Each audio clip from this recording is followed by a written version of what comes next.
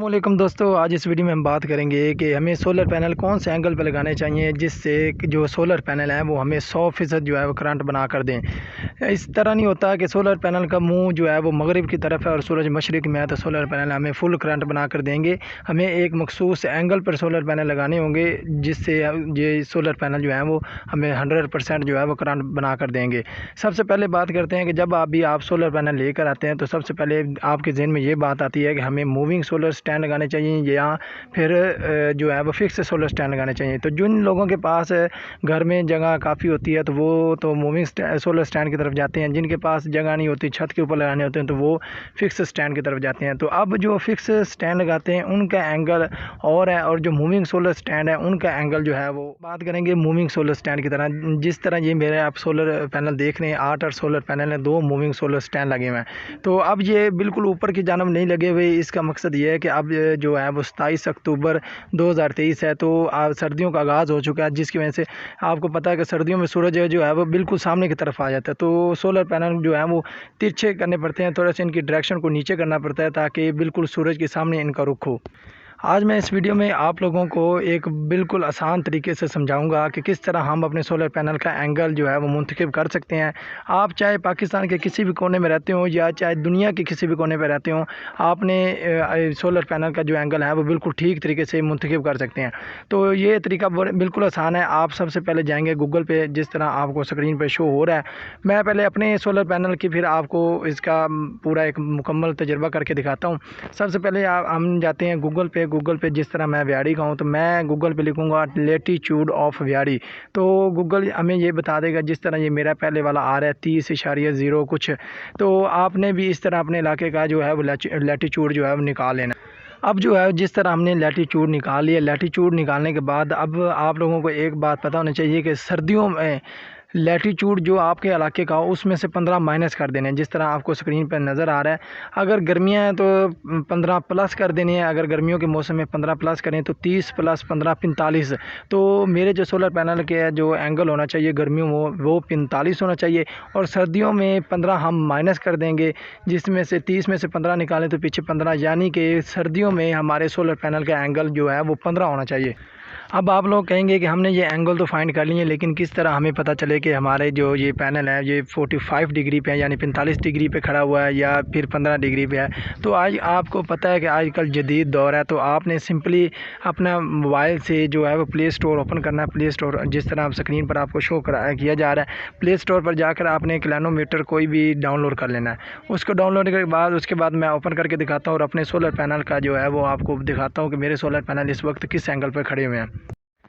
अब हमने प्रोट्रैक्टर जो है वो मोबाइल में इंस्टॉल कर लिया, इसको हम ओपन करते हैं। प्रोट्रैक्टर जो हमारा ओपन हो गया। अब आप देख सकते हैं अब 90 की डिग्री पे ये जो सामने वाली सुई आपको नज़र आ रही है 90 पे खड़ी हुई है, लेकिन मैं अभी अपने सोलर पैनल पर इसको रख रहा हूँ तो आपको दिखाता हूँ कि ये सोलर पैनल कितने पे है।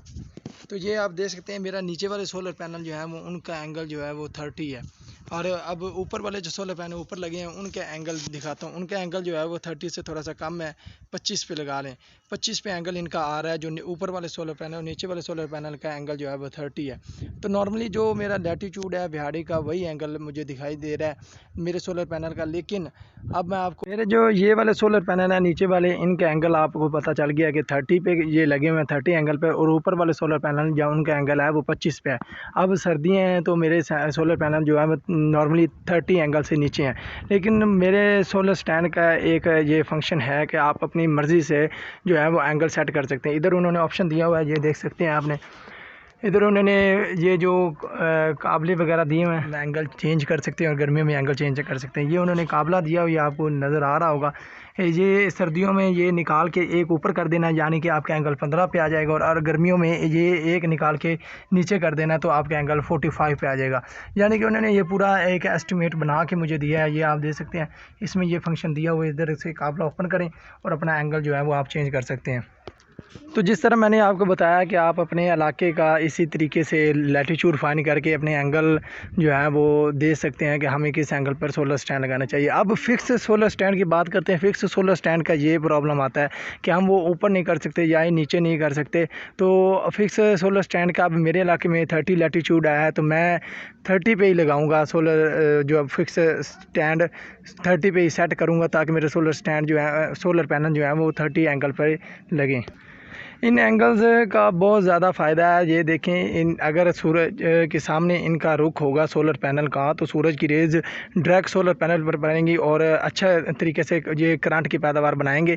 अगर इनका जो रुख है वो जहाँ ऊपर होगा, सूरज सामने की तरफ होगा, तो करंट की पैदावार में 30 से 40% कमी आ सकती है। इसके अलावा आजकल जदीद तरीके आ गए हैं। सोलर फ्रेम में भी वो एक कंपोनेंट लगा देते हैं कि जिस तरह सूरज मूव करता है उसी तरह आपके सोलर जो है वो मूव करते हैं। अगर कोई बंदा वो भी लगवाना चाहता है तो वो सबसे बेस्ट है।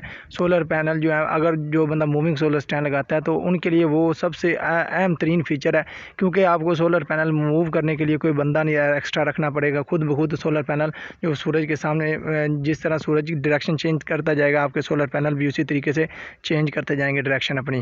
तो ये एक फीचर आप लोगों के लिए उन्होंने निकाला है। तो कोशिश करें कि आप मूविंग सोलर स्टैंड लगाएं, वही कंपोनेंट वाला लगाएं जो खुद ब खुद डायरेक्शन चेंज। जानना चाहते हैं कि मूविंग सोलर स्टैंड बेस्ट है या फिक्स सोलर स्टैंड, तो मेरे चैनल पर वीडियो अवेलेबल है, जिसको देखने के बाद इंशाल्लाह आप लोगों को ज़रूर फ़ायदा होगा। अगर आप लोगों को ये वीडियो पसंद आई हो तो वीडियो को लाइक लाजमी कर दें, मेरे चैनल को सब्सक्राइब भी कर दें। ओके, अल्लाह हाफ़िज़।